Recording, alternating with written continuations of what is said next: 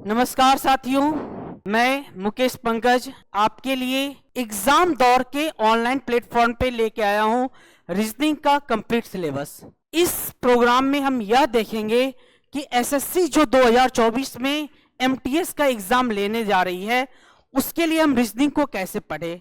ये सिलेबस में सवाल जो पूछे जाएंगे वो 20 सवाल किस पोर्शन से पूछे जाएंगे, कहां से पूछे जाएंगे, उसकी तैयारी किस तरीके से की जाए, किस तरीके से किया जाए, कितने समय में किया जाए। एग्जाम के लिए दो मायने रखते हैं, क्योंकि अभी जो हम एग्जाम देने जा रहे हैं वो जो एग्जाम होगा उसमें मायने रखता है समय। तो पहले हम ये बात करेंगे कि इतने समय में इतने रीजनिंग को कैसे सॉल्व किया जाए। हमारे जो सवाल होंगे वो लगभग 20 सवाल होंगे और 20 सवाल के लिए मैथ्स और 20 सवाल रीजनिंग। हम आपको एक बार वो पैटर्न बता देते हैं जिसपे ये एग्जाम पूछे जाने हैं। देखिए, न्यूमेरिकल एंड मैथमेटिकल एबिलिटी से 20 सवाल पूछे जाएंगे जिसके लिए आपको 60 मार्क्स मिलेंगे। रीजनिंग से आपको 20 सवाल पूछे जाएंगे जिसके लिए भी आपको 60 मार्क्स प्राप्त होंगे। इस दोनों सब्जेक्ट के लिए आपको जो समय दिया जाएगा वो समय होगा 45 मिनट का। अब विद्यार्थियों इस बात की है कि ये 45 मिनट में इस 40 में से कितने क्वेश्चन को बनाया जा सकता है। अब दो अलग अलग सब्जेक्ट हैं, एक है मैथ्स का और एक है रीजनिंग का। जाहिर सी बात है, एक सामान्य जागरूकता वाली बात कहा जाए, क्योंकि हम रीजनिंग की ही बात कर रहे हैं तो रीजनिंग का मतलब ही होता है कॉमन सेंस। और आपको पता है common sense is not so common. ये उतना भी कॉमन नहीं है कि कोई बच्चा चाहे वो जैसे मन तैसे उतने समय में उसको सॉल्व कर जाए। इसके लिए हमको एक जरूरत पड़ेगा एक सटीक राजनीति की, ताकि हम एक सही रणनीति बना के हम उस एग्जाम को क्लियर कर सके। अब विद्यार्थियों, बात यह है कि हम इस 40 क्वेश्चन को 45 मिनट में कैसे बना सकते हैं और कितने क्वेश्चन को बनाया जा सकता है। तो मैं आपको दो बात के लिए शेयर करूंगा। पहली बात, इस 20 में आपका जो क्वेश्चन बनेगा वो 20 का 20 होगा। जो आपको समय दिया जाएगा वो एग्जाम में रीजनिंग के लिए हम आपको 15 मिनट मैक्सिमम बता रहे हैं।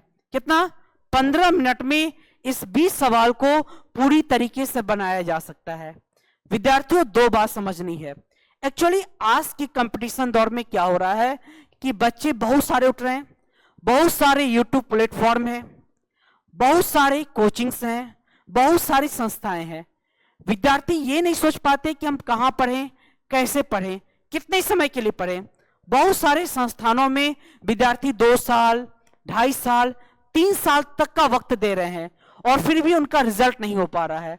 मायने यह रखता है कि आपका कम समय का मतलब क्या है कि 6 महीने लगभग क्लासरूम में लगने चाहिए, 2 से 3 महीने टेस्ट के लिए देना चाहिए। 9 से 10 महीने में आप इतने तैयार हो जाते हैं कि आप किसी भी एग्जाम को निकाल सकते हैं। अभी हम लोग चूंकि बात कर रहे हैं एसएससी का जो एग्जाम है, हम बात कर रहे हैं एमटीएस का। तो एमटीएस के लिए अभी जो आपका फॉर्म आने वाला है वो निकट 2-3 दिनों में फॉर्म भराना शुरू हो जाएगा और जाहिर सी बात है आपको तैयारी के लिए कम समय मिलेगा। तो ये उन विद्यार्थियों के लिए है जो थोड़ा बहुत तैयारी कर चुके हैं या जो बिल्कुल जीरो लेवल से चलना चाहते हैं, वो भी इस क्लास को ज्वाइन कर सकते हैं। हम आज से लगातार आपके साथ बने रहेंगे और अगले 2 माह तक हम कैसे तैयारी करना है, किस चीजों को पढ़ना है, किन किन चैप्टर को पढ़ना है, किस तरीके से पढ़ना है, स्टार्ट कहां से करना है, खत्म कहां पे करना है, सिलेक्शन कहां लेना है, हम इन सभी बातों पे चर्चा करेंगे। तो विद्यार्थियों, आज से हम शुरू कर रहे हैं एसएससी एमटीएस एग्जाम 2024 के लिए रीजनिंग का पाठ्यक्रम। सबसे पहले हम 2 चीजों पे फोकस करेंगे। पहला, हमको यह जानना होगा कि रीजनिंग का सिलेबस है क्या। सिलेबस का मतलब यह है कि हमको किन किन चैप्टरों को पढ़ना है। पहली बात ये जान रखना है, बहुत सारे विद्यार्थी रीजनिंग का बुक खरीद लेते हैं। रीजनिंग की किताब में 40 चैप्टर दिए हुए वर्बल में, 20 चैप्टर दिए हुए नॉन वर्बल में। वो देखते इतना बड़े सिलेबस को कवर कैसे करेंगे। तो सबसे पहले हमको पढ़ना कितना है। याद रखिएगा, एसएससी एमटीएस का जो सिलेबस दिया है एसएससी ने, उसमें टोटल मिला के 15, 5, 20 लगभग 20 चैप्टर हैं। और पिछले अगर 2-3 सालों का ट्रेड एनालिसिस आप जब देखिएगा तो आपको यह पता चलेगा कि ऑलमोस्ट जो सवाल पूछे जा रहे हैं वो 15 से 16 चैप्टर से ही पूछे जा रहे हैं। तो हमको उस चैप्टर पे ज्यादा फोकस करना है जिससे लगातार प्रत्येक वर्ष प्रश्न पूछे गए हैं। वो सारे चैप्टर जिससे कभी कभार सवाल पूछे हैं उन पे हम थोड़ी सी अपनी रणनीति को थोड़ा उससे थोड़ा सा कम रखेंगे। देखिए पढ़ना हमको सारा चैप्टर है, अगर मान लीजिए कैलेंडर चैप्टर है, क्लॉक चैप्टर है, इससे हम ये देखते हैं कि किसी साल पूछ रहा है किसी साल नहीं पूछ रहा है, तो ऐसा नहीं कि हम उस चैप्टर को इग्नोर कर देंगे, हाँ उस चैप्टर को पढ़ेंगे लेकिन प्रैक्टिस में उसको कम रखेंगे। यही अगर बात किया जाए अल्फाबेट चैप्टर से, अल्फाबेट चैप्टर से प्रत्येक साल 2 से 4 सवाल हैं, सीरीज के चैप्टर से 2 से 4 सवाल हैं, सिलोनिज्म के चैप्टर से 1 से 2 सवाल हैं, ब्लड रिलेशन इस साल पूछा अगले साल नहीं पूछा है, रैंकिंग ऑर्डर सीक्वेंस में इस साल 1 सवाल पूछा है इस साल 1 सवाल नहीं पूछा है।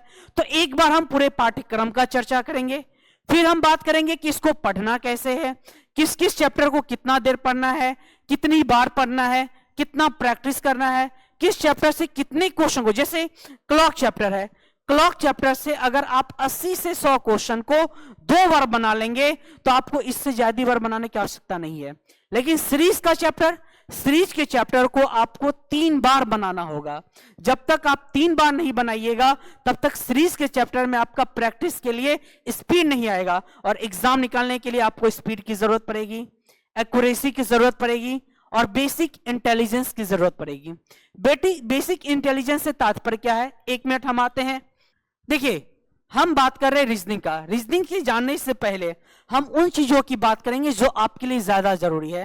देखिए हमारे जो एग्जाम में रीजनिंग पूछा जाता है, उस रीजनिंग में 2 सेक्शन है। एक जो सेक्शन है वो हमारा है अल्फाबेटिकल सेक्शन, और दूसरा जो है वो है न्यूमेरिकल सेक्शन। ये 2 सेक्शन अलग अलग है। अब विद्यार्थियों ध्यान रखना इस बात की है कि जाहिर सी बात है जितने भी चैप्टर हैं न्यूमेरिकल पे आधारित, उसके लिए आपको कुछ बेसिक चाहिए। जो अल्फाबेटिकल पे रिलेटेड है उसको अल्फाबेट का कुछ ना कुछ बेस चाहिए। जैसे मान लीजिए कि कोई क्वेश्चन पूछ दिया, हमको एक क्वेश्चन दे दिया कि एक वर्ड लिख दिया एरिस्टोकार्ट, अब करा है कि एरिस्टोकार्ट के प्रत्येक लेटर को सजा दिया जाए। अब जाहिर सी बात है इस लेटर को अगर सजाना है तो आपको अल्फाबेट का क्रम याद होना चाहिए। अगर आपको अल्फाबेट का क्रम ही नहीं याद है तो आप इसको फिर कैसे अरेंज कीजिएगा। दूसरा क्वेश्चन दे दिया अल्फाबेट को रिवर्स ऑर्डर में सजा दिया जाए, तो फिर रिवर्स ऑर्डर का क्रम याद होना चाहिए। आपको इसमें कह देगा पेयर ऑफ लेटर निकालिए, तो पेयर ऑफ लेटर के लिए फिर आपको याद होना चाहिए। यही कह दिया जाए कि एरिस्टोकार्ट का एक कोड बना दिया जाए और वो कोड लिख दे BSIJ।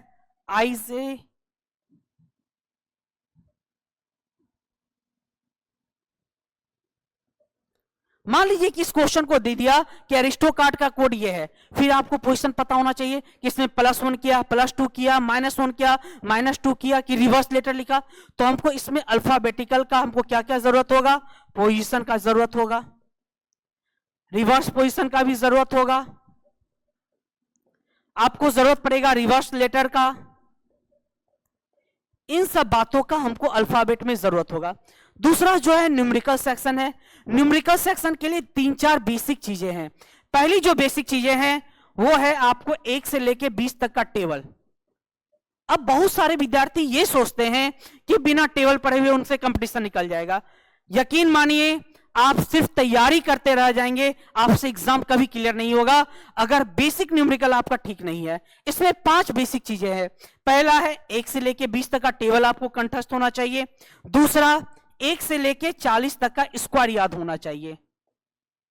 बहुत सारे बच्चे कहते हैं ट्रिक से निकालेंगे, ट्रिक तब काम आएगा जब आपका बेसिक स्ट्रांग होगा। बेसिक स्ट्रांग ही नहीं है तो फिर आप ये कैसे विश्वास कर सकते हैं कि आप बड़े से बड़े स्क्वायर को निकाल सकते हैं। ट्रिक तब काम आता है जब आपका बेसिक स्ट्रांग हो। तीसरा जो है वो है 1 से लेके 20 तक का आपको क्यूब याद होना चाहिए। चौथा जो चीज है वो आपको नंबर सिस्टम पता होना चाहिए। नंबर सिस्टम का तात्पर्य यह है ऑड नंबर क्या है, इवन नंबर क्या है, प्राइम नंबर क्या है, नेचुरल नंबर क्या है, कंपोजिट नंबर क्या है, अर्थात सम संख्या क्या है, विषम संख्या क्या है, अभाज्य संख्या क्या है, पूर्ण संख्या क्या है, ये सारी चीजें पता होनी चाहिए। और 5वां जो है वो है बोर्ड मास, और बोर्ड मास के साथ डिविजिबिलिटी रूल, विभाजिता का नियम। ये 5 बेसिक चीजें हैं जिसकी जानकारी आपको रीजनिंग के लिए भी होनी चाहिए और मैथ्स के लिए तो जरूरी है। क्योंकि रीजनिंग में जो हमारा सिलेबस है, अगर हम बात करें सिलेबस का तो एक बार हमारे सिलेबस पे ध्यान दीजिएगा। तो रीजनिंग में 2 पोर्शन है। एक जो हमारा पोर्शन है भरवल का, अब वर्बल के टॉपिक पे देखिएगा तो इसमें एक अल्फाबेटिकल का है, कोडिंग डिकोडिंग है, एनालॉगी है, क्लासिफिकेशन है, ये सब चैप्टर प्लस सीरीज, ये सब चैप्टर के लिए अल्फाबेट का पोजीशन का याद होना जरूरी है। एम का 13, आर का 18, पी का 16, के का 11। अगर ये याद ही नहीं तो फिर इसको कैसे सॉल्व कर पाएंगे। अगर यही बात किया जाए मैथमेटिकल ऑपरेशन का, सीरीज का, तो इसके लिए फिर किसका जरूरत पड़ेगा, मैथ्स का। और मैथ्स में वर्ड फिर बेसिक आ गया। अब सीरीज मान लीजिए 3 दे दिया, फिर 5 दे दिया, फिर 8 दे दिया, फिर 12 दे दिया, फिर 17 दे दिया, फिर पूछ दिया कि आगे क्या आएगा। अब आप ये देख रहे हैं कि इसको घटा के कितना आ रहा है, और घटाने के लिए आप कर रहे हैं 5 में से 3 घटा 2। अगर इस तरीके से हम सीरीज बनाने लगे फिर कभी नहीं बनेगा। इसलिए मैंने कहा कि 5 बेसिक चीजें जरूरी है। जब तक हम उन 5 बेसिक चीजों पे मेहनत नहीं करेंगे तब तक कतई संभव नहीं है कि आपसे एग्जाम क्लियर हो सके। तो पहली बात विद्यार्थियों ध्यान दीजिएगा, इन 5 बेसिक चीजों को हमको अगले 5 दिनों में क्लियर कर लेना है, और ज्यादा कुछ नहीं करना है। स्क्वायर है, एक दिन में 2 से 3 स्क्वायर ही कीजिए। अमूमन बच्चों को 1 से लेके 10 तक का, 15 तक का स्क्वायर याद होता है। 16 से आज 20 तक याद कर लीजिए, कल 20 से 23 याद कर लीजिए, 23 से 26 याद कर लीजिए, एक दिन में 3 से 4 याद। इसी प्रकार क्यूब का बात किया जाए, आज मान लीजिए 5 तक का क्यूब याद है, कल 6 का याद कर लीजिए 216, 7 का 343, 2 ही याद कीजिए। 5 दिन में आपका 10 से 12 याद हो जाएगा।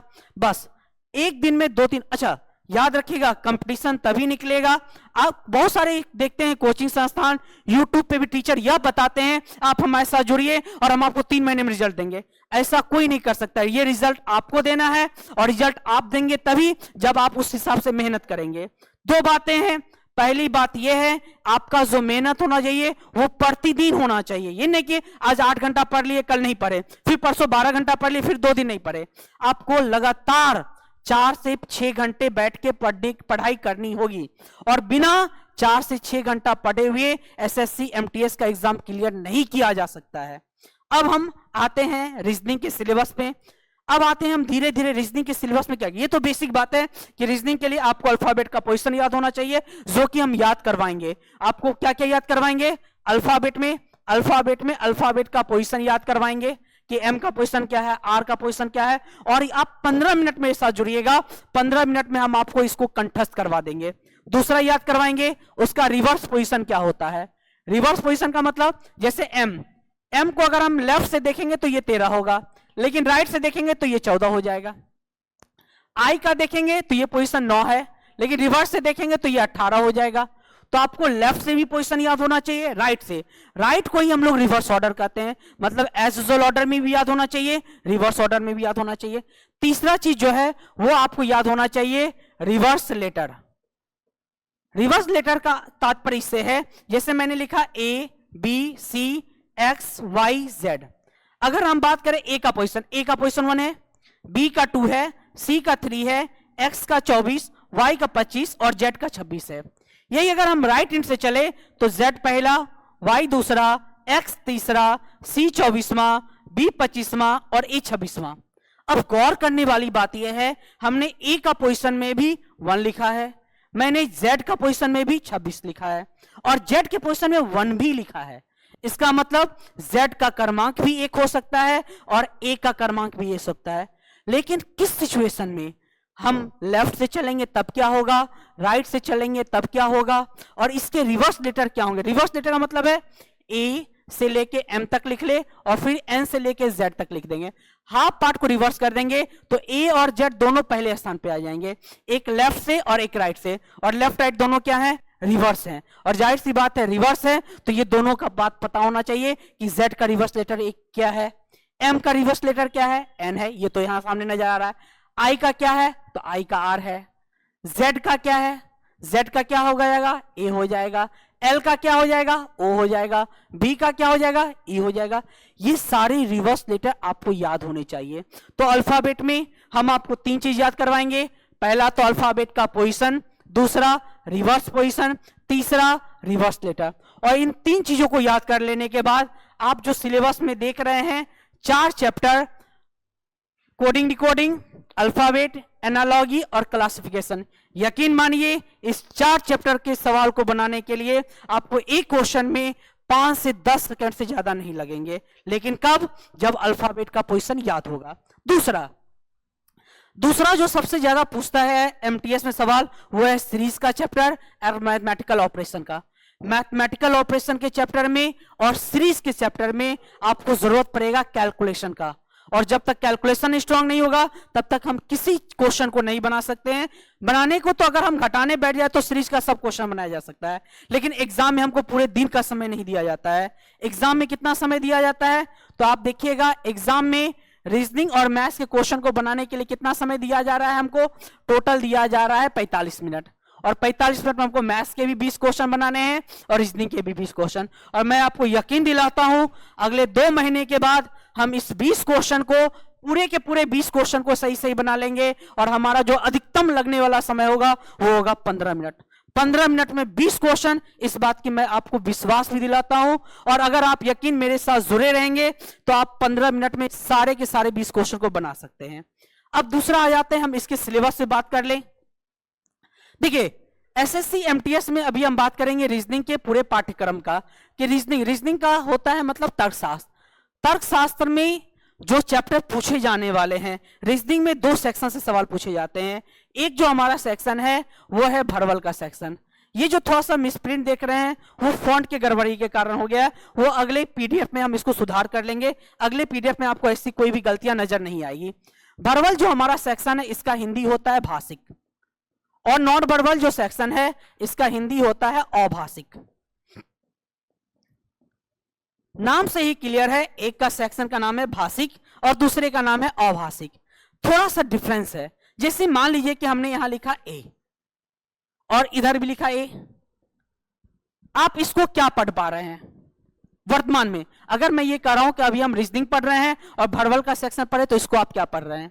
डेफिनेटली ये पढ़ पा रहे होंगे। नन भरवल में आ जाइए, ये क्या लिखा हुआ है? हमारे ख्याल से जहां तक मैंने इतनी सालों तक पढ़ाया है, मैंने देखा है 99% बच्चे इसको ए ही पढ़ते हैं। बस रीजनिंग का खेल यहीं से शुरू हो गया। अब हम आते थोड़ा सा कि रीजनिंग आखिर है क्या। सबसे बड़ा सवाल ये है, बहुत सारे बच्चे को लगता है कि रीजनिंग एक सिलेबस है। अगर ये सिलेबस होता तो आप class 1, class 2, class 10, class 12, graduation कहीं आप पढ़ते? क्या आपने कहीं इस प्रकार के सब्जेक्ट को देखा है? नहीं। ये जो आपने बचपन से लेके अभी तक आपने किताबों से सीखा है, आम जनजीवन से सीखा है, आपने गुरुवर से सीखा है, आपने माता पिता से सीखा है, आपने कलीग से सीखा है, उन सभी बातों का निचोड़ है। और रीजनिंग में हम जितनी टॉपिक का बात करेंगे अभी आप देखिएगा वो किससे रहेगा, डे टू डे लाइफ में हम जिन चीजों को देखते हैं उसी से ये सारे सवाल पूछे जाते हैं। तो अभी हम बात करें कि रीजनिंग है क्या, तो रीजनिंग का सामान्य सा मतलब है कॉमन सेंस।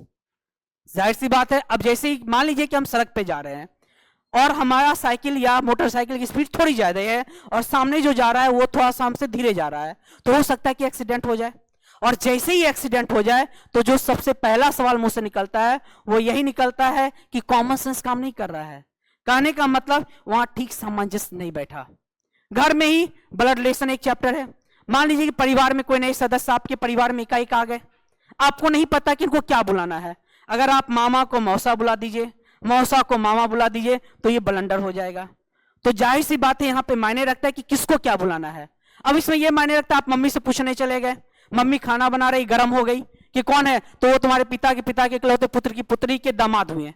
अब तुम्हारा दिमाग सोच ही नहीं पा रहा है कि मम्मी कहना क्या चाह रही है। अब तुम जोड़ने जब तक लगे तो पता चला तुम नहीं उसको डिकोड कर सके, सोने चले गए कि सुबह चले ही जाएंगे, जो करना होगा अपना चले जाएंगे। सुबह पैर छुए, जो पैसा मिला लिए, मतलब ही नहीं कि मामा कहना है कि मौसा कहना है। तो इसीलिए रीजनिंग का मतलब क्या होता है? Common sense. तो यहां पे जब भी हम रीजनिंग का बात करेंगे तो एक बात याद रखिएगा कि यहां जो बात है वो कॉमन सेंस का बात है, और कॉमन सेंस जो अभी तक बचपन से अभी तक सीखे हैं।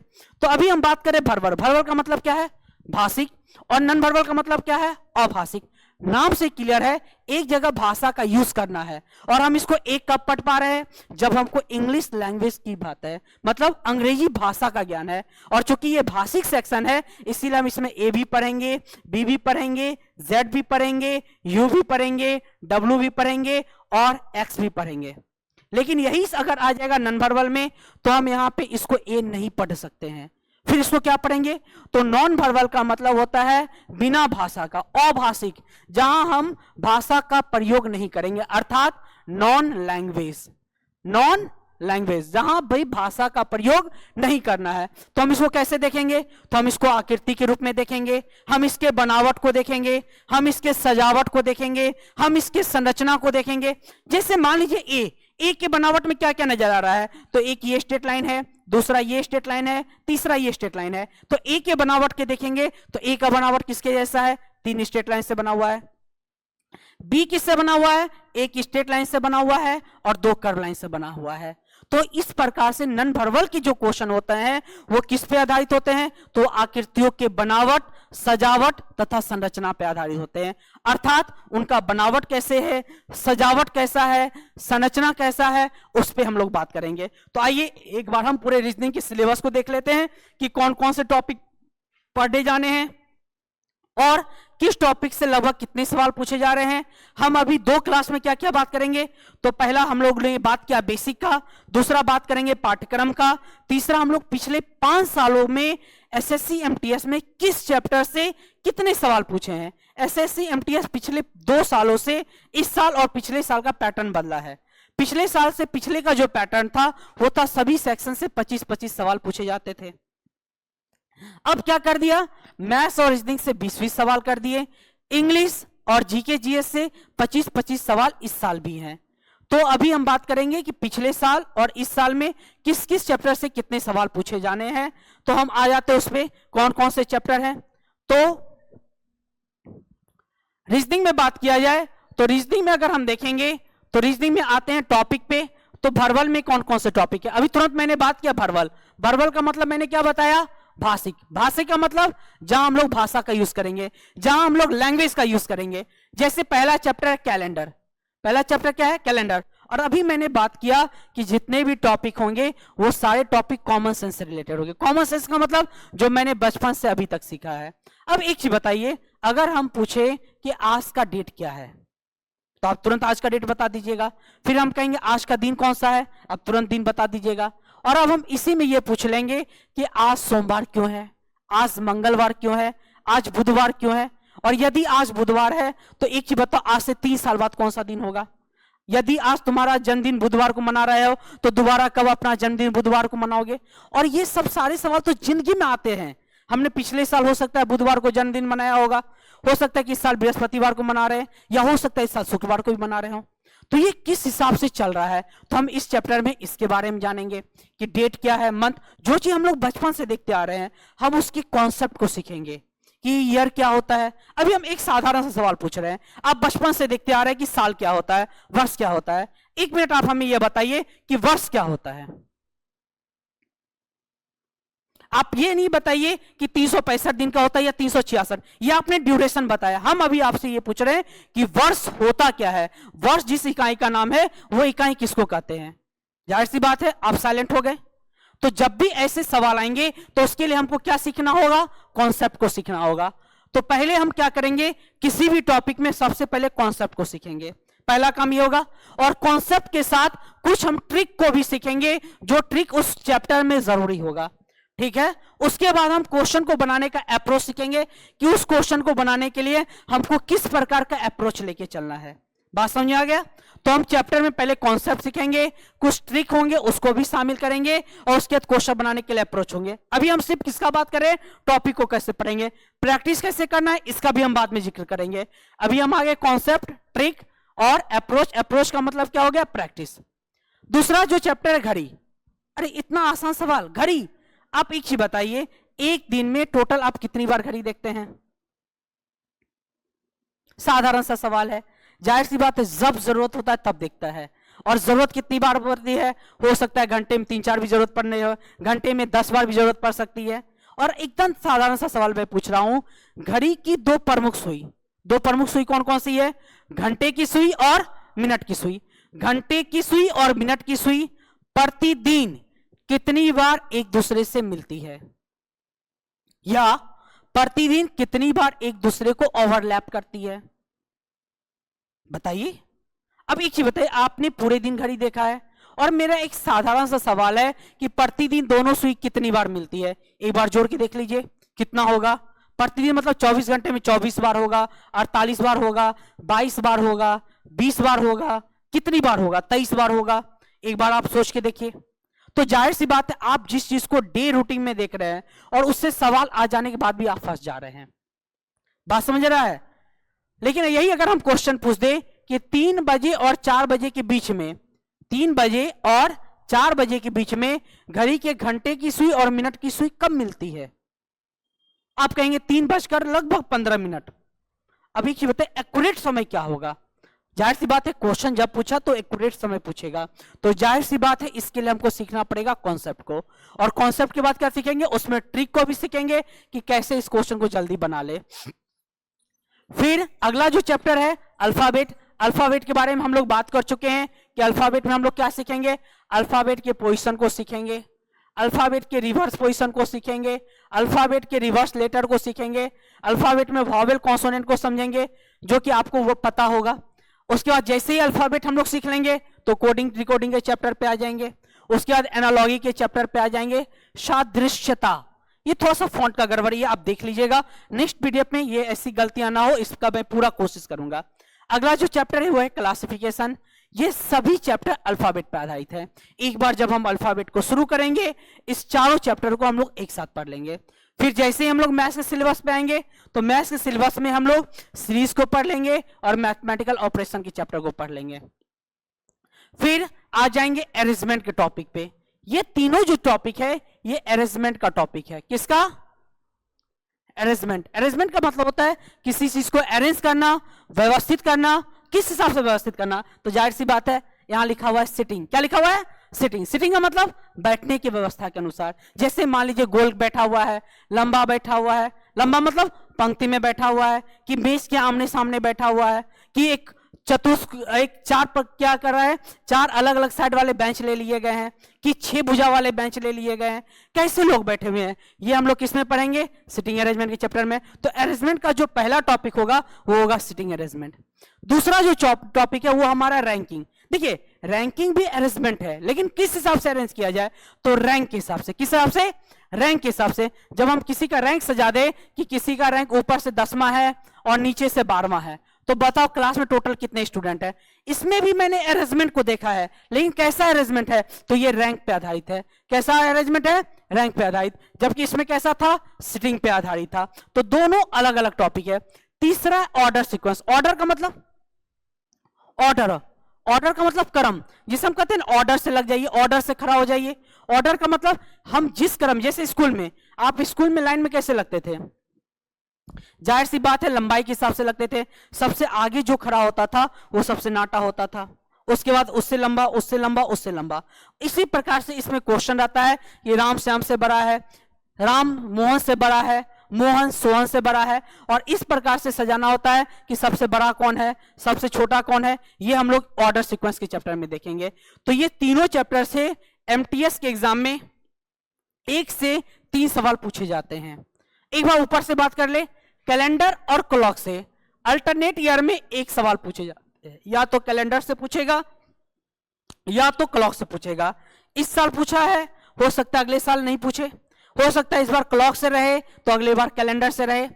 Alphabet, coding decoding, analogy, classification, इस 4 चैप्टर से alphabet, coding decoding, analogy, classification, इस 4 चैप्टर से आपके 6 से 9 सवाल तक पूछे जाने हैं।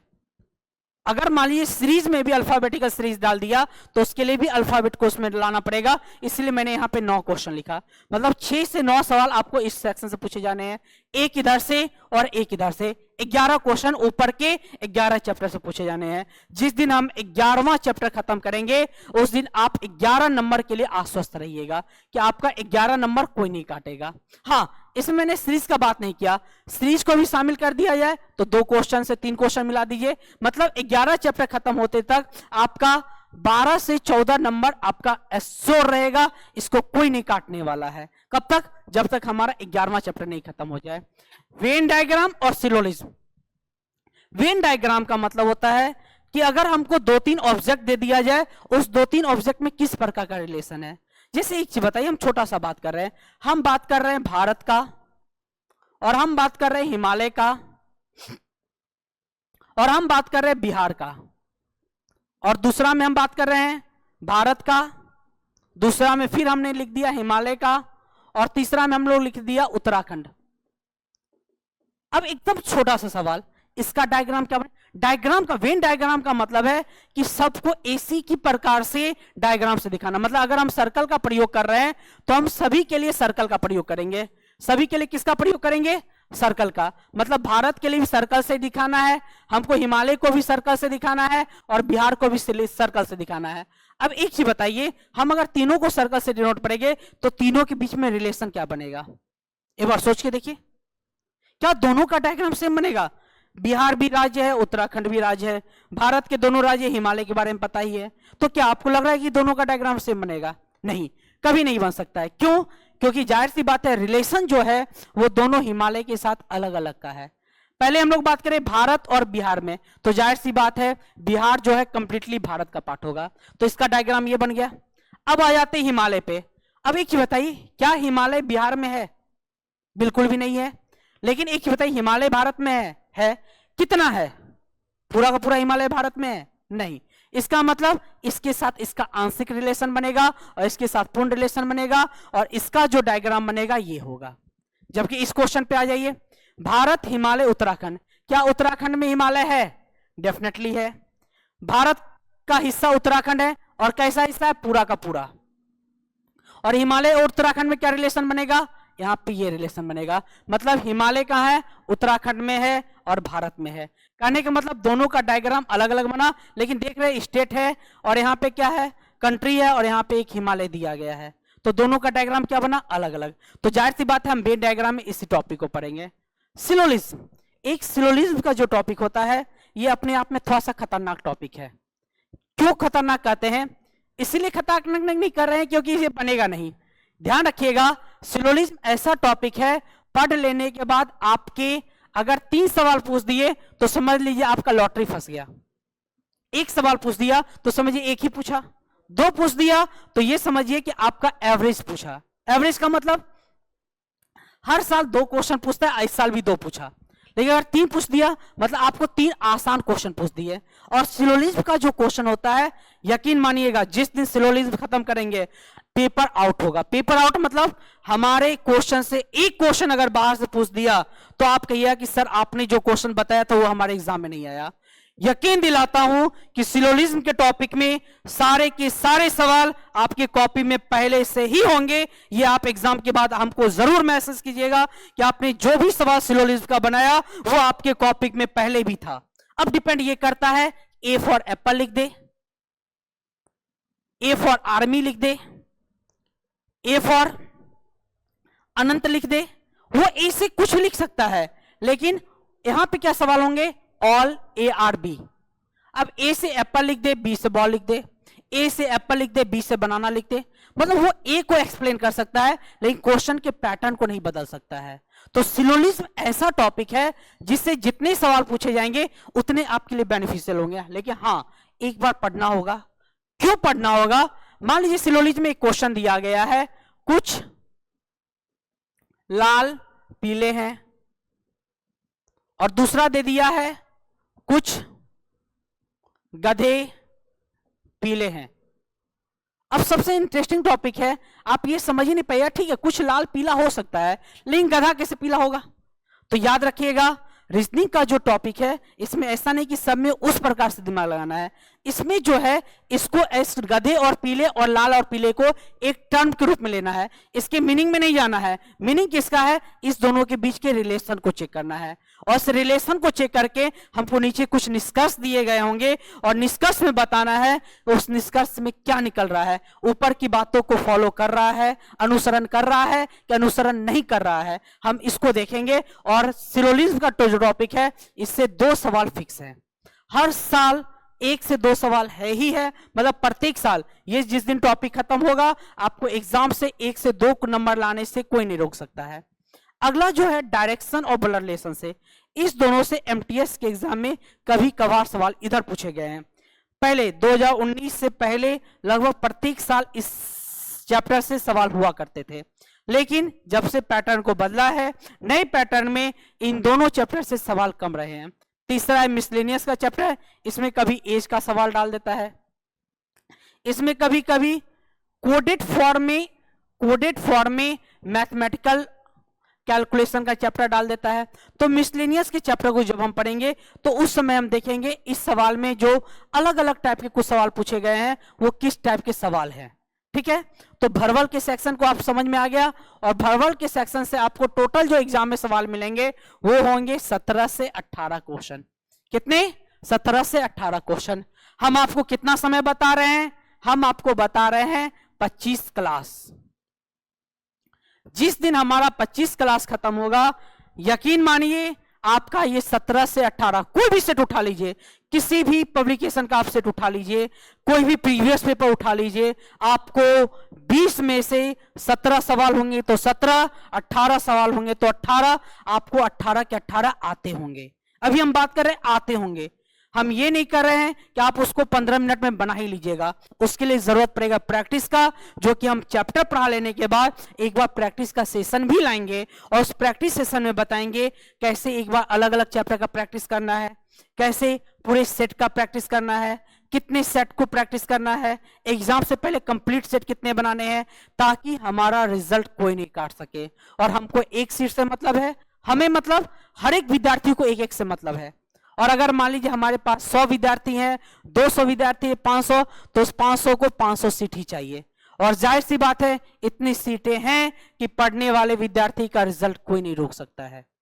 बात समझ में आ गई? हाँ, कट ऑफ थोड़ा सा ऊपर नीचे जाता है, अगर हमारा तैयारी अच्छा रहा तो हम सभी कट ऑफ को पार कर लेंगे, क्योंकि कट ऑफ लाने वाला आप ही के बीच में कोई है। बात समझ रहे हैं? तो चलिए आ जाते हैं अब थोड़ा सा नन वर्बल के सेक्शन पे। नन वर्बल के सेक्शन में अगर आप ध्यान दीजिएगा तो नन वर्बल का मतलब मैंने बता चुका है, अभाषिक। अभाषिक का मतलब यह है कि हम इसमें क्या देखेंगे, हम इसमें जितने भी बनावट होंगे, जितने भी क्वेश्चन दिए रहेंगे, उसमें 3 चीजों को देखेंगे, बनावट कैसा है, सजावट कैसा है और उसका संरचना कैसे है। जैसे मिरर एंड वाटर इमेज, अगर मान लीजिए कह देगा कि बी का मिरर इमेज क्या बना होगा।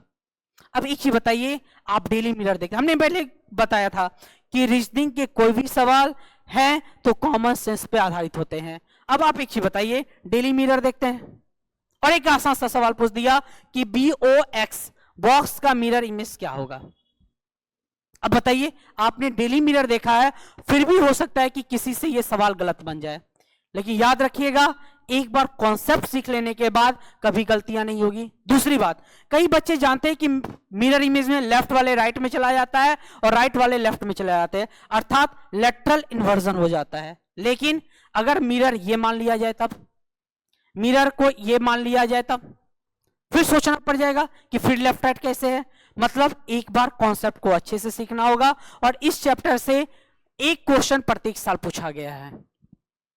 दूसरा जो चैप्टर है paper cutting and paper folding, जाहिर सी बात है 15 अगस्त का समय हो, 26 जनवरी का समय हो, सरस्वती पूजा का समय हो, शिक्षक दिवस का समय हो, बाल दिवस का समय हो, आप लोग अपनी कक्षाएं को सजाते हैं। कक्षा को सजाने के लिए अलग अलग पेपर कटिंग का प्रयोग करते हैं, और हम लोग पेपर को मोड़ देते हैं, उसके बाद काटते हैं एक पैटर्न पे, फिर खोलते हैं उस पैटर्न को, और हम देखते हैं कंप्लीट पैटर्न बन के तैयार हो जाता है। वही ये चैप्टर है। इस चैप्टर में उसी प्रकार से सवाल दिखाए जाएंगे कि मान लीजिए कि एक पेपर है, पेपर को सबसे पहले क्या किया गया है, वर्टिकल मिड से मोड़ दिया गया है। फिर कह रहा है कि जो बाकी के हाफ पोर्शन है उस हाफ पोर्शन को किया गया है, बाकी के हाफ पोर्शन को फिर हाफ से काट के इस पे क्या कर दिया गया है, पलट दिया गया है। और अब जो पोर्शन हमारा जो बचा है फिगर का, ध्यान रखिएगा ये वाला पोर्शन बच गया है। इस पोर्शन में हमने एक बार यहां कट कर लिया और एक बार यहां कट कर लिया। अब हमारा सवाल ये पूछ रहा है कि जब इस पेपर को खोला जाएगा तो हमारा जो पैटर्न नजर आएगा वो कैसा नजर आएगा। अब जाहिर सी बात है इस पेपर को मैंने यहां से यहां पलटा था, जब हम इसको यहां से खोलेंगे तो हम देखेंगे इसका पलटने के बाद क्या इमेज होगा। तो जाहिर सी बात है नीचे से जब ऊपर चेंज होता है तो इसको वाटर इमेज के रूप में देखते हैं। तो हम पहले इसका वाटर इमेज बना लेंगे। तो ये जो डॉट है ये कहां चला जाएगा, ऊपर। लेफ्ट है तो लेफ्ट में रहेगा, और ये जो ट्राइंगल है ये नीचे आ जाएगा और जस्ट उलट जाएगा। ये स्ट्रेट लाइन नीचे था, ये स्ट्रेट लाइन ऊपर चला जाएगा, और ये जो तिरछा था, ये जो कोण बन रहा था ये ऊपर बना था, अब ये नीचे बनेगा। अब इसको आधा को फिर खोलेंगे तो क्या हो जाएगा, इसी के बगल में एक ट्रायंगल यहां आ जाएगा और ये सर्कल जितनी दूरी पे इस साइड है उतनी दूरी पे इस साइड चला जाएगा। और यही हमारा पेपर कटिंग का चैप्टर है और फोल्डिंग में सिर्फ फोल्ड करना होता है। तो जब हम टॉपिक में सवाल को हल करेंगे तो इसके पूरे कॉन्सेप्ट को समझाएंगे। अभी हम एक ओवरव्यू दे रहे हैं कि हमारे सिलेबस में कौन कौन से टॉपिक पढ़ने हैं। नेक्स्ट टॉपिक जो है वो है complete the pattern. Complete the pattern में क्या होता है, ये सब भी कॉमन सेंस का टॉपिक है। जनरली हम घर में दरवाजे देखते हैं, खिड़कियां देखते हैं। एक बार अपने खिड़की को देखिए, अभी आप जिस कमरे में बैठे हैं उसकी खिड़की पे ध्यान दीजिए। देखिए तो उस खिड़की का पैटर्न कुछ बना होगा।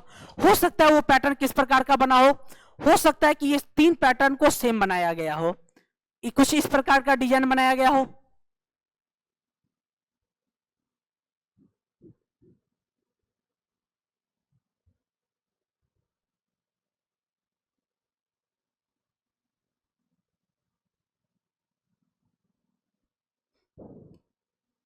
और पूछ लेगा कि यहां पे कौन सा ऐसा डिजाइन लाया जाए कि ये पैटर्न पूरा कंप्लीट हो जाए। इसी को कहते हैं pattern completion. Complete the pattern, pattern को पूर्ण करना। या हो सकता है आपके खिड़की का जो डिजाइन हो वो कुछ इस प्रकार का हो कि ऊपर का जो आकृति हो, जो ऊपर का आकृति हो वो आकृति जो है वो नीचे से मिल रहा हो। किससे मिल रहा हो? नीचे से मिल रहा हो। और इस साइड जो आकृति बनाया गया है वो कुछ इस प्रकार से बना हो। जाहिर सी बात है अगर हम इसका कंपेयर इससे करें तो यहां वाली आकृति यहां आएगी, तब ये जाके कंप्लीट होगा पैटर्न। तो जाहिर सी बात है पैटर्न को कंप्लीट करने में हम इसी बातों को देखेंगे कि किस आकृति को वहां रखने पे वो पैटर्न पूर्ण हो जाएगा। हो सकता है कि तीनों सेम हो तो चौथा इसी प्रकार का आकृति आ जाए। हो सकता है कि नीचे का आकृति ऊपर से मिल रहा हो तो यहां का नीचे का आकृति ऊपर से मिलेगा। ध्यान से समझ रहे हैं। अगला जो है वो है सन्निहित आकृति, इम्बेडेड फिगर है। इम्बेडेड फिगर का मतलब होता है कि एक आकृति है जो अलग से दी गई है, वो किसी 4 आकृति में छुपी हुई है। तो ये कहेगा, जैसे मान लीजिए कि ये बच्चा है और ये बच्चा में एक किताब है। अब हम ये कहेंगे कि अगर मान लीजिए कि इसके पास भी किताब है और इस आकृति में भी किताब नहीं, इसमें भी नहीं, हम कहेंगे ये किताब किसमें नजर आ रहा है। तो जाहिर सी बात है ये किताब किसके जैसा लग रहा है? थोड़ा बहुत इसके जैसा लग रहा है। क्यों? क्योंकि इसका जो किताब है इसमें ये वाला बॉक्स है, जबकि इसका किताब जो है ये खुला किताब है। तो हमको लग रहा है कि ये आकृति इसमें छुपी हो सकती है। कुल मिला के ये चैप्टर जो है कुछ इसी प्रकार का है। पूरी जब चैप्टर की बात करेंगे तो इसके पूरे कॉन्सेप्ट को समझाएंगे। फिर अगला जो है वो है अभाषिक श्रृंखला। अभाषिक श्रृंखला, अभाषिक श्रृंखला अभी जो हमने भरवल सीरीज में बात किया था 3, 5, 8, उसी प्रकार से यहाँ पे फिगर का सीरीज आएगा। फिगर का सीरीज कैसा होता है यहाँ ध्यान देना, और उसको कैसे बनाएंगे, उसमें हम लोग क्या क्या देखते हैं वो नन भरवल का जब हम बात करेंगे तो हम पूरी चीजों को समझाएंगे। लेकिन तत्काल हम एक क्वेश्चन पे आ जाते हैं। जैसे मान लीजिए अभी हम नन बोला, नन भरवल का जो क्वेश्चन होता है वो कैसा होता है। जैसे मान लीजिए यहाँ पे एक टी लिख दिया, यहां एन लिख दिया, यहां W लिख दिया और पूछ दिया कि आगे क्या आएगा। देखिए ये क्वेश्चन नन भरवल का है, कभी भी भूल के इसको TNW मत पढ़ लीजिएगा, नहीं तो एग्जाम में खोजते रह जाइएगा, आंसर नहीं मिलेगा। ये नन भरवल का कैसे है, इसमें जो आकृति बनाई गई है उसके बनावट को देखना है। टी का बनावट क्या है? एक straight line, 2 straight line. N का बनावट कैसा है? एक straight line, 2 straight line, 3 straight line. W का बनावट कैसा है? 1, 2, 3, 4। मतलब नेक्स्ट जो फिगर होना चाहिए उस फिगर में कितनी स्ट्रेट लाइन होनी चाहिए? 5। चाहे वो बॉक्स के बीच में हो 4 और एक ऐसे करके काट दिया हो, या कुछ इस प्रकार से बना दिया हो गया हो, जिसमें 5 स्ट्रेट लाइन होगी वो हमारा आंसर हो जाएगा। और बाकी हम जब चैप्टर पढ़ेंगे तो इसको विस्तार पूर्वक पढ़ेंगे। और मिसलेनियस कुछ क्वेश्चन है, रीजनिंग में ही कभी कभी एक आध क्वेश्चन ये देखते हैं काउंटिंग फिगर का दे देता है, लेकिन आपके एमटीएस एग्जाम के सिलेबस में अभी तक वैसे सवाल कम पूछे गए विगत 3-4 वर्षों में। तो उसके एक सेट को देख लेंगे, सब में जितने भी मिसलेनियस क्वेश्चन होंगे सबके एक सेट को बना लेंगे, कुछ कुछ कॉन्सेप्ट सीख लेंगे, कुछ कुछ क्वेश्चन का प्रैक्टिस कर लेंगे। अब हम आगे आते हैं। जैसे मान लीजिए एक चैप्टर है कैलेंडर। अभी हम 2 मिनट बाद कैलेंडर पे चर्चा करेंगे। पहले थोड़े से हम आ जाते हैं किस पे, पहले हम आ जाते हैं पिछले साल के क्वेश्चन पे। पिछले साल के 20 क्वेश्चन का हम एक ओवरव्यू ले लेते हैं। अभी हम आपको पढ़ाई नहीं है, चूंकि हम आपको पढ़ाए नहीं है, इसलिए हम किसी प्रकार के कॉन्सेप्ट आंसर की चर्चा अभी नहीं करेंगे। अभी हम सिर्फ चर्चा करेंगे वो क्वेश्चन किस चैप्टर का है, और ये ध्यान दीजिएगा कि अभी हम जितने टॉपिक पढ़ाए हैं उस टॉपिक से कितने कितने सवाल पूछे हैं। अभी हमने बताया है वर्बल से कितने सवाल, 17 से 18। नॉन वर्बल से कितने सवाल, 3 से 4। अगर ये 17 है, ये 3, ये 18 है तो ये 2 रहेगा, ये 16 है तो ये 4 रहेगा। जनरली जो समायोजन होता है वो 17-3 का होता है, 17 वर्बल से और नॉन वर्बल से 2 या 3। चलिए आइए देखते हैं। पहला जो क्वेश्चन है कह रहा है इसको अंग्रेजी वर्णमाला क्रम में एक निश्चित तरीके से ये संबंधित है। ये क्वेश्चन जो है कोडिंग डिकोडिंग का है। F K Q K is related to L Q W T in a certain way based on the English alphabetical order. In the same way, CHOZ is related to INUP. To the which of the following DOSG related? DOSG का इनमें से किससे संबंध होगा? Coding decoding chapter. अभी हमने बात किया था कि एक जो चैप्टर आएगा वो किसका आएगा, कोडिंग डिकोडिंग का आएगा। देखिए कोडिंग डिकोडिंग से कितने सवाल आ गए, एक सवाल आ गए। अभी हम थोड़ा सा यहां ध्यान दीजिएगा, यहां हम सवाल का गिनती करेंगे कि कितने पिछले साल किस किस चैप्टर से पूछे हैं। दूसरे आ जाइए, दूसरा जो सवाल है वो किसका है, नॉन वर्बल में इनकम्प्लीट द पैटर्न से है। तो जाहिर सी बात है नॉन वर्बल से कितना क्वेश्चन हो गया, नॉन वर्बल से हमारा एक क्वेश्चन हो गया। किससे हो गया, तो कंप्लीट द पैटर्न से हो गया एक क्वेश्चन। फिर से आ जाइए, तीसरा जो सवाल है वो किससे है, तो ये वर्बल के सीरीज से है। और वर्बल में कैसा सीरीज है, तो मैथमेटिकल सीरीज है। तो आ जाइए, सीरीज से कितना क्वेश्चन है, एक क्वेश्चन अभी तक हमको मिला है। नेक्स्ट आ जाइए, अगला जो क्वेश्चन है फिर से सीरीज का क्वेश्चन है। तो सीरीज से कितना क्वेश्चन हो गया, सीरीज से हमारे पास एक क्वेश्चन हो गए, दो क्वेश्चन हो गए। तो सीरीज से कितना क्वेश्चन हो गए, और दोनों के दोनों सीरीज जो अभी तक हमको मिले हैं वो मैथमेटिकल सीरीज ही मिले हैं। तीसरा आ जाइए, तीसरा जो सवाल हमारे पास है वो फिर से सीरीज का ही आ गया है। तो सीरीज से कितने सवाल हो गए, सीरीज से टोटल सवालों की संख्या कितनी हो गई, सीरीज से 3 सवाल हो गए। फिर से आ जाइए सिलेबस के क्वेश्चन पे। नेक्स्ट जो क्वेश्चन है वो हमारा क्वेश्चन ये है, सभी टीवी रेडियो हैं, कुछ रेडियो ड्रायर हैं, सभी ड्रायर गर्म है। फिर दिया गया है कुछ टीवी रेडियो हैं, कुछ ड्रायर टीवी है। ध्यान दीजिएगा, अभी मैंने तुरंत बात किया था, सभी गधे लाल हैं, सभी गधे पीले हैं, सभी कुछ कोई नहीं से सवाल मिलेंगे। तो ये सवाल किसका है, सिलोजिज्म चैप्टर का है। और मैंने क्या बताया था इस चैप्टर के बारे में, इस चैप्टर में कोई भी सवाल आपके कॉपी से बाहर के नहीं होंगे। एग्जाम दे के आइएगा तो एक बार जरूर बताइएगा कि इसमें से कोई भी सवाल आपके कॉपी से बाहर आया था क्या, ये बात याद रखिएगा। तो सिलोजिज्म से कितने क्वेश्चन है, तो सिलोजिज्म से कितने क्वेश्चन है, तो सिलोजिज्म से एक क्वेश्चन अभी तक हमें मिले हैं। तो सिलोजिज्म से कितने सवाल मिले हैं, एक सवाल मिले अभी तक। नेक्स्ट आ जाइए, सिलोजिज्म के बाद नेक्स्ट जो चैप्टर है ये सिटिंग अरेंजमेंट का है। बाएं बैठा है दाएं बैठा है, तुरंत मैंने बात किया था अरेंजमेंट में 3 चैप्टर। पहला चैप्टर मैंने बात किया था अरेंजमेंट का, दूसरा बात किया था रैंकिंग का, तीसरा बात किया था ऑर्डर सीक्वेंस। तो हमको एक सवाल मिल गया सिटिंग अरेंजमेंट का। तो सिटिंग अरेंजमेंट से कितने सवाल मिल गए, सिटिंग अरेंजमेंट से एक सवाल मिल गए। तो सिटिंग अरेंजमेंट में एक लिख लेते हैं। तो सिटिंग अरेंजमेंट में कितने सवाल मिल गए, एक सवाल मिल गए। फिर आ जाइए इस जगह, फिर से एक चैप्टर हमको किसका मिल गया, सिलोजिज्म का। तो एक सवाल फिर से हमने बोला था सिलोजिज्म से 2 सवाल औसतन पूछे जाते हैं, 3 पूछ दिया तो लॉटरी लग गया। तो औसतन 2 सवाल अभी तक मिला है। तो आ जाइए इस पे, तो सिलोजिज्म से कितने सवाल हैं, तो सिलोजिज्म से एक सवाल और एक सवाल है। फिर नेक्स्ट आ जाइए,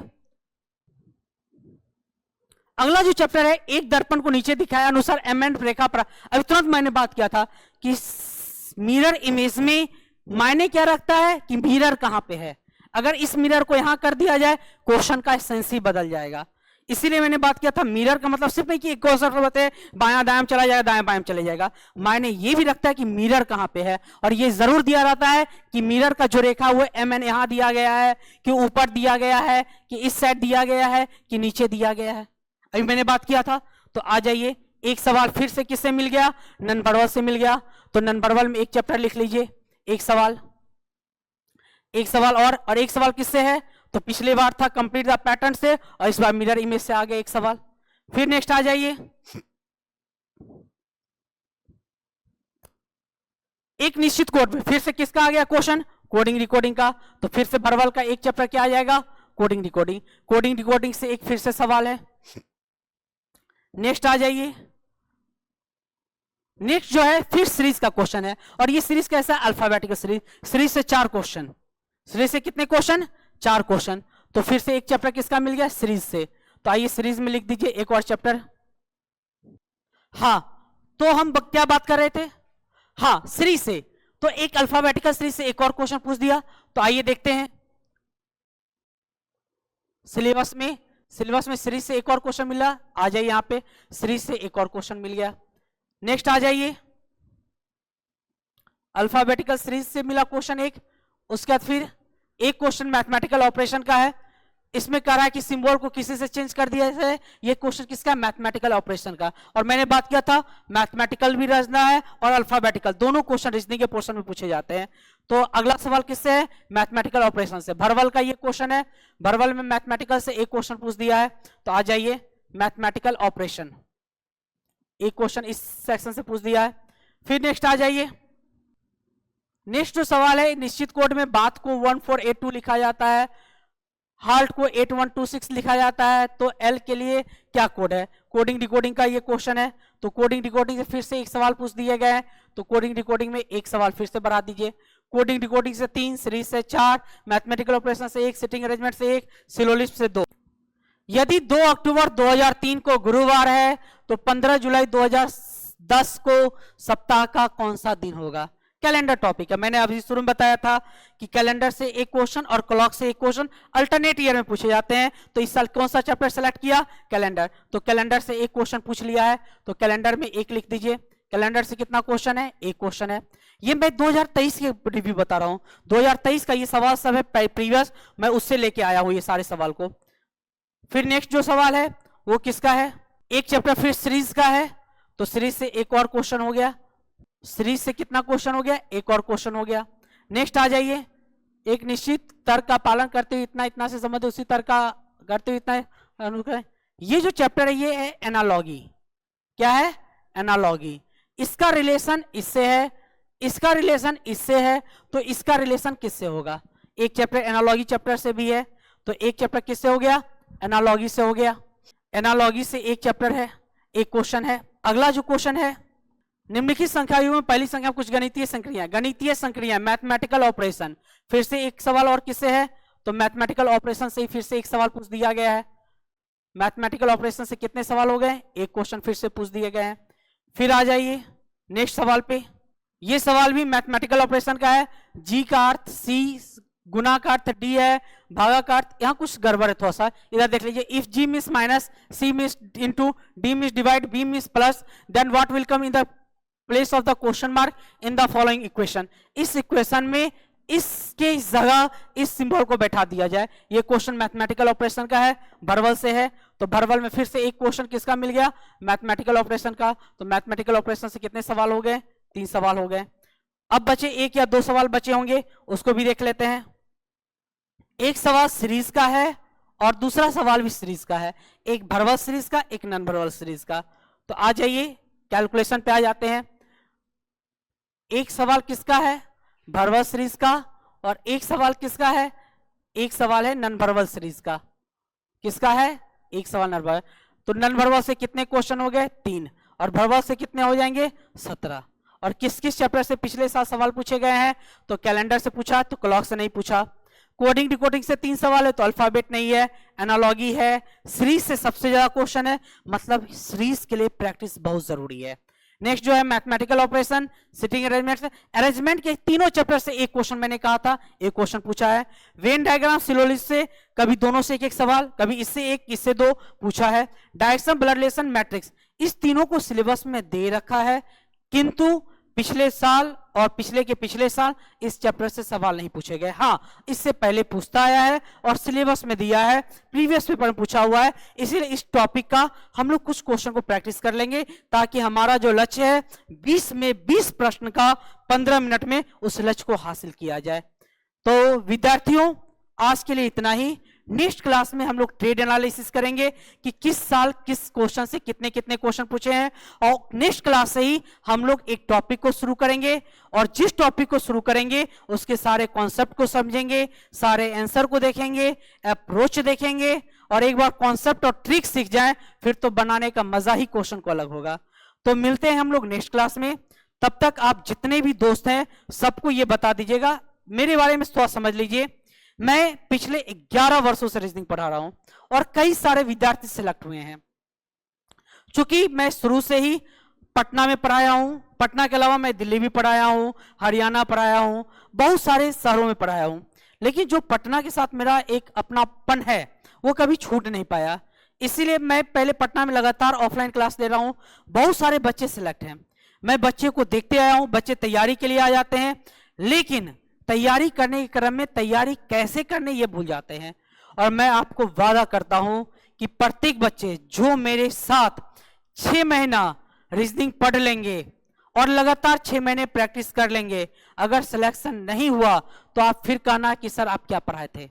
यकीन मानिए, आपके कॉपी को उठा के मिला लीजिएगा क्वेश्चन, अगर रीजनिंग से 20 क्वेश्चन होंगे तो एग्जाम में 20 मिलेंगे, 25 होंगे तो 25 मिलेंगे, और बीएसएससी जैसे एग्जाम में जहां रीजनिंग से 50 सवाल पूछे जाते हैं आपका 50 का 50 कॉपी से मिलेगा, और एक भी क्वेश्चन आपके कॉपी से बाहर नहीं आया होगा। तो धन्यवाद दोस्तों, आज भर के लिए इतना ही। मिलते हैं हम लोग नेक्स्ट क्लास में। अपने सारे दोस्तों को इस नए चैनल के बारे में बताइए, इस चैनल से क्या फायदा होगा, इसके लिए 2 से 3 क्लास हमारे साथ जुड़िए। अगर फायदा नहीं होगा तो ये एक स्वतंत्र प्लेटफॉर्म है, आप बिल्कुल स्वतंत्र है, लेकिन हमारा आपसे ये निवेदन है, गुजारिश है, 2 क्लास बने रहिए। अगले 25 क्लास का गारंटी लेता हूं कि आप मेरे क्लास को छोड़ नहीं पाइएगा। तो आज भर के लिए इतना ही। जय हिंद। मिलते हैं नेक्स्ट क्लास में।